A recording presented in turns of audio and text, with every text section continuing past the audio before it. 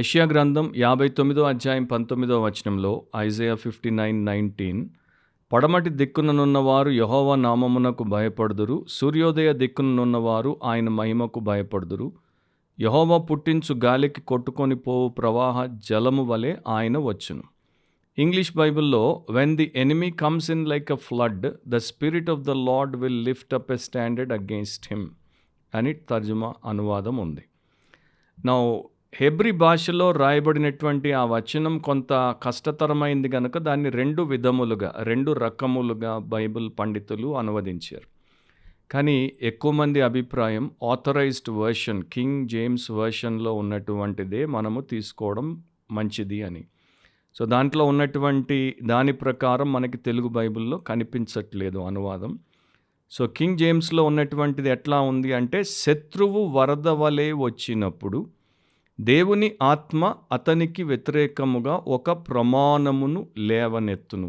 అంటే శత్రువు దేవుడి ప్రజల మీదకి వరదలాగా, ఉప్పెనలాగా, ప్రవాహంతో వచ్చినప్పుడు దేవుని ఆత్మ దాన్ని అడ్డగించడానికి ఒక ప్రమాణమును లేవనెత్తి మనల్ని రక్షిస్తాడు. అది దాని యొక్క భావం.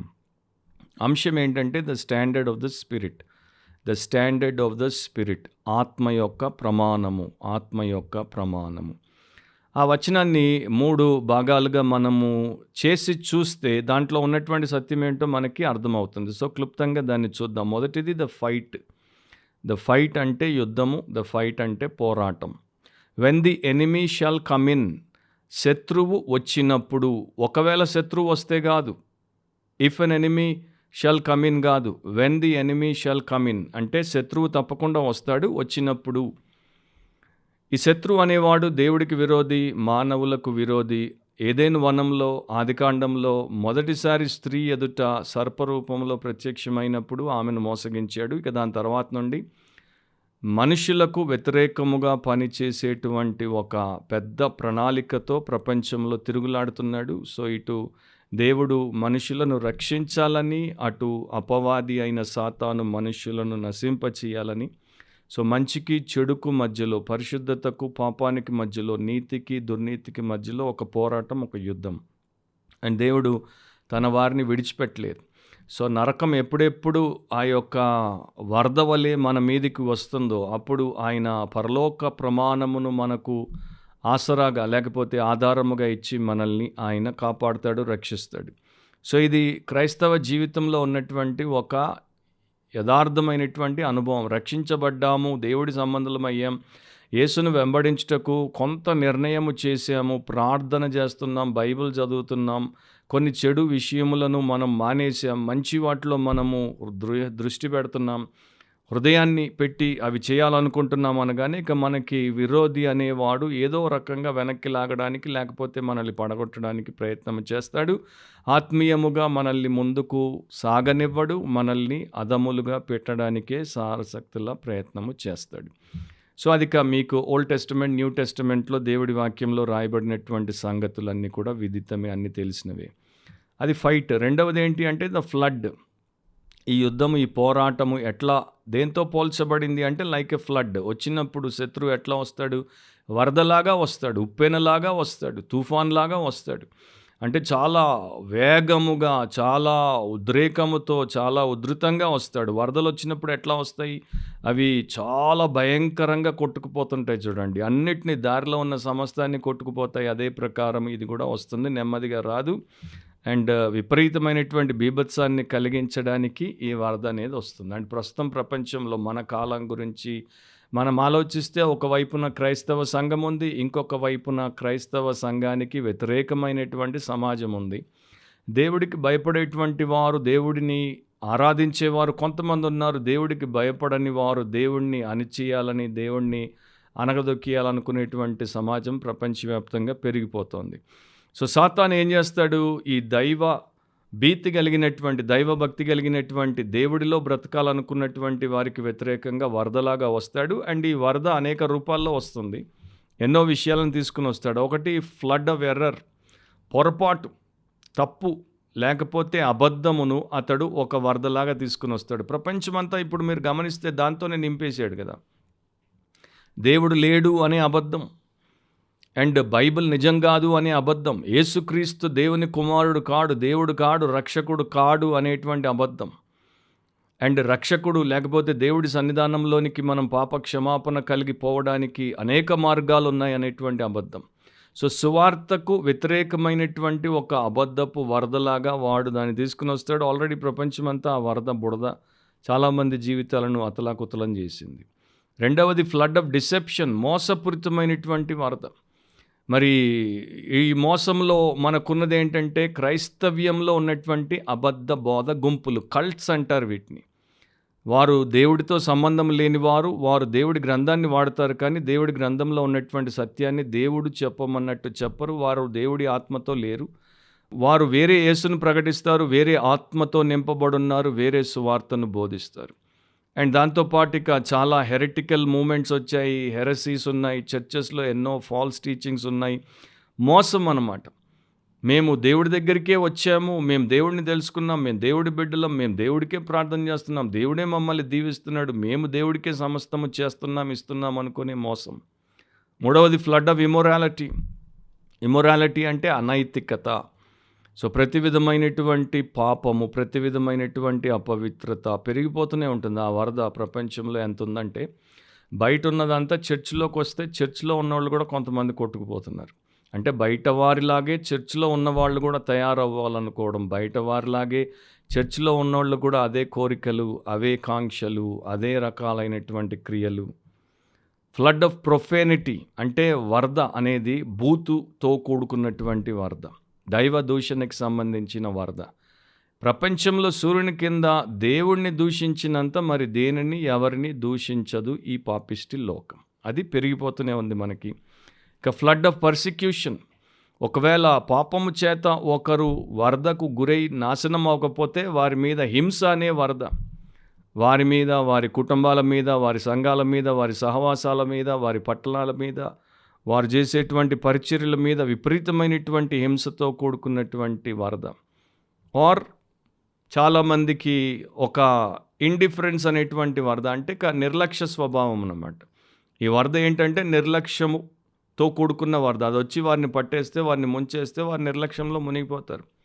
చర్చికి వస్తారు, పోతారు, బైబిల్ తెస్తారు, రాసుకుంటారు, పోతారు, వింటారు, బాగుందంటారు, పోతారు, కానీ పట్టించుకోరు. ఎందుకంటే వారిని ఈ నిర్లక్ష్యం అనేటువంటి వరద కొట్టేసింది. వారు దేవుడి మీద ఆధారపడేవారు కారు, వారు దైవికంగా ఆలోచించరు, కనుక వారికి సంరక్షణ లేదు. ఇట్లాంటివన్నీ వస్తున్నప్పుడు మనకి సంరక్షణ అవసరం. సో మూడవది ఏంటంటే ద ఫోర్స్. దీనికి వ్యతిరేకముగా కావలసిన బలమైనటువంటి ప్రమాణం, లేకపోతే తెలుగులో ధ్వజము అని కూడా అనొచ్చు. ఒక బ్యానర్ లాగా ఆయన ధ్వజాన్ని మనకు లేవనెత్తుతాడు. సో ఆత్మదేవుడు ఈ పాపిష్టి వరదకు వ్యతిరేకంగా మన పక్షమున, మన సంరక్షణ కొరకు ఒక ప్రమాణమును లేవనెత్తుతాడు. చరిత్రలో ఒక రాజు, కనుటే అనుకుంటాను ఆయన పేరు, ఆయన ఒకసారి తాను ఎంత గొప్పవాడో, శక్తిమంతుడో, తనకి సృష్టి ఎట్లా లోబడుతుందో చూపిద్దామనేటువంటి ఒక సాహసం చేశాడు. తన సైనికులతో చెప్పాడు, నా సింహాసనం ఎత్తుకోండి, మోసుకొని వచ్చి సముద్రపు ఒడ్డున వేయండి. వేశారు. సముద్రపు ఒడ్డున సింహాసనం మీద రాజు కూర్చొని సముద్రపు అలలు ఒడ్డుకిట్లా వస్తుంటే ఆజ్ఞాపిస్తున్నాడు, ఆగండి, ఇటువైపు రాకండి. ఆయన 10 సార్లు చెప్పినా అవి ఆగలేదు. ప్రతి వల సముద్రానికి వచ్చింది. మళ్ళా లేచి కుర్చీ ఎత్తుకోండి, పదండి, మన మాట వినట్లేదు అని వెళ్ళిపోయాడు. సో ఆ ప్రకారం కాదు, దేవుని యొక్క ఆత్మ లేపే ప్రమాణము అపవాది లేక శత్రువు యొక్క ప్రతి విధమైన వరదను సర్వనాశనము చేసి మనకు జయమును ఇస్తుంది. 60వ కీర్తన 4వ వచనంలో, సత్యము నిమిత్తము ఎత్తిపట్టుటకై నీ యందు భయభక్తులు గల వారికి నీ ఒక ధ్వజము నిచ్చి ఉన్నావు అని రాయబడింది. సత్యము నిమిత్తం ఎత్తి పట్టడానికి నీ యందు భయభక్తులు గల వారికి నీ ఒక ధ్వజముని ఇచ్చావు.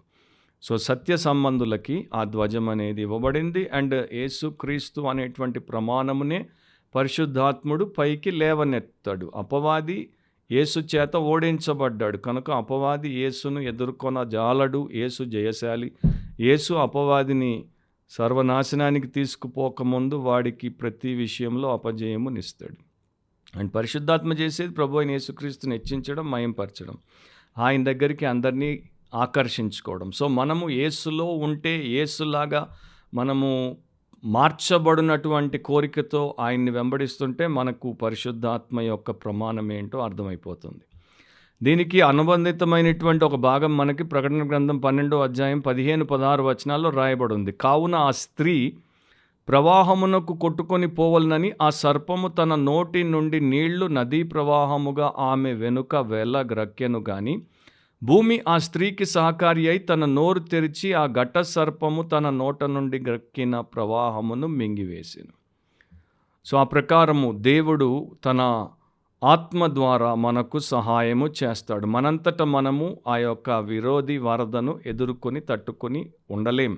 మన జ్ఞానం సరిపోదు, మన సామర్థ్యము సరిపోదు, మన అనుభవం సరిపోదు, మన యొక్క ఆత్మీయత సరిపోదు. మనకి పరిశుద్ధాత్మ యొక్క అభిషేకం, పరిశుద్ధాత్మ సహాయం అవసరం. ఇంగ్లాండ్ దేశము పాడైపోతున్నప్పుడు, భ్రష్టత్వంలోనికి పోతున్నప్పుడు దేవుడు అక్కడ హ్యూ లాటిమర్ అనేటువంటి భక్తును లేవనెత్తాడు. ఆయన మొదట పిరికితనం గలవాడు, కానీ తర్వాత ఎంతో పౌరుషంతో రాజులను గద్దించేవాడు.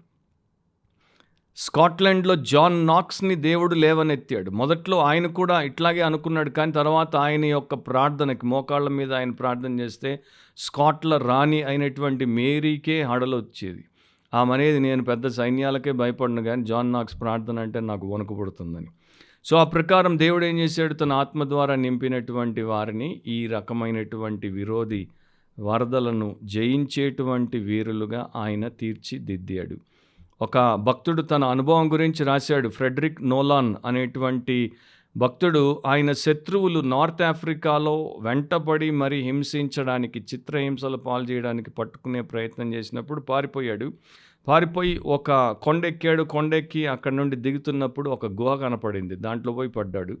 దాంట్లో పడిన తర్వాత అతడు బయటపడితే అతన్ని పట్టుకుని ప్రాణాలు తీసే ప్రమాదం కనుక అతడు లోపలికి ఎంతవరకు పోగలడో అంతవరకు పోయి నక్కి ఉన్నప్పుడు ఆ గుహలో ఎక్కడి నుండి వచ్చిందో ఒక సాలీడు వెంటనే గుహ ముఖ భాగానికి, అంటే ముఖద్వారానికి టక అట్లా ఈ యొక్క సైన్యం రాకమునుపు అల్లేసింది. వాళ్ళు అక్కడికి వచ్చారు, గుహ దగ్గరికి వచ్చారు. చిన్న గుహ అది. దాన్ని చూస్తే సాళ్ళ గూడు ఉందన్నమాట, స్పైడర్స్ వెబ్. వాళ్ళు అనుకున్నారు ఎప్పటి నుండో ఇది ఇట్లా పెట్టుంటుంది, దీంట్లోకి ఇప్పుడు వాడు పోయి దాక్కుని ఉండడు, ఇక్కడ లేడు అని చెప్పేసి వెళ్ళిపోయారు. వాళ్ళు వెళ్ళిపోయిన తర్వాత 2-3 గంటలకి ఈయన మెల్లగా బయటకు వచ్చాడు. వచ్చినప్పుడు ఆయన ఒక మాట అన్నాడు, దేవుడు ఎక్కడ ఉంటాడో అక్కడ సాలె గూడు ఒక గోడ, అండ్ దేవుడు ఎక్కడ ఉండడో అక్కడ ఒక గోడ కూడా ఒక సాలె గూడు వంటిది అని. అండ్ మనందరికీ తెలుసు, 1 యోహాను 4:4 రాయబడి ఉంది, చిన్నపిల్లలారా మీరు దేవుని సంబంధులు, కేవలం ఇది దేవుడి సంబంధాలకే వర్తిస్తుంది. మీలో ఉన్నవాడు లోకంలో ఉన్నవాని కంటే గొప్పవాడు కనుక మీరు వారిని జయించి ఉన్నారు. సో నీవు నిజంగా పాపక్షమాపణ పొంది యేసు రక్తంలో కడగబడి యేసు సంబంధిగా ఆత్మ ముద్రతో ఉంటే, ఆత్మ ఆశీర్వాదము, ఆత్మ అభిషేకము నీకుంటే, నీలో ఉన్నవాడు లోకంలో ఉన్నవాని కంటే గొప్పవాడు కనుక మీరు వారిని జయిస్తారు. ఎందుకంటే పరిశుద్ధాత్మ దేవుడు మీకు ఆ ప్రకారమైనటువంటి జయమునిస్తాడు. ఆ జయం ఎట్లా ఇస్తాడు? సత్య సువార్తను ప్రకటింపచేయుట ద్వారా. రెండవది, దేవుడు సమయస్ఫూర్తితో కూడుకున్నటువంటి సమకూర్పును మనకు అనుగ్రహించుట ద్వారా. ఆలోచన చెప్పి మనల్ని యుద్ధానికి సిద్ధపరిచి మనతో యుద్ధము చేయించి జయించుట ద్వారా. మూడవది, మనల్ని పరిపూర్ణంగా మన బాడీ, మన సోల్, మన స్పిరిట్, తెలుగులో దేహము, ప్రాణము, ఆత్మ అన్నింటినీ ఆయన పవిత్రపరచుట ద్వారా. సో ఈ రోజుల్లో ఇది ఇంకా పెరుగుతుంది. శత్రువు యొక్క వరద ప్రభావము, ప్రవాహం ఎక్కువ పెరుగుతుంది. ఆ టైంలో తట్టుకోవాలి, మనం కొట్టుకుపోవద్దు, నాశనం అవ్వద్దంటే ఆత్మ యొక్క ప్రమాణం మనకి అవసరం. అంటే క్రీస్తులో మనం ఉండాలి, మనలో పరిశుద్ధాత్మ ఉండాలి. ఆయన ప్రేరేపణ ప్రభావంతో మనము ప్రతినిత్యం మన జీవితాన్ని జీవించాలి. అలా మీరు, మీ కుటుంబం, మీ సంఘం ఉండాలన్నది దేవుడి చిత్తము, మా ప్రార్థన. సో మరోసారి దేవుడు నీ వాక్యమే సత్యంలో మనల్ని కలిపేంత వరకు యేసుక్రీస్తు ప్రభు అపారమైనటువంటి కృప మీ ఆత్మలకు తోడై ఉండును గాక. ఆమేన్.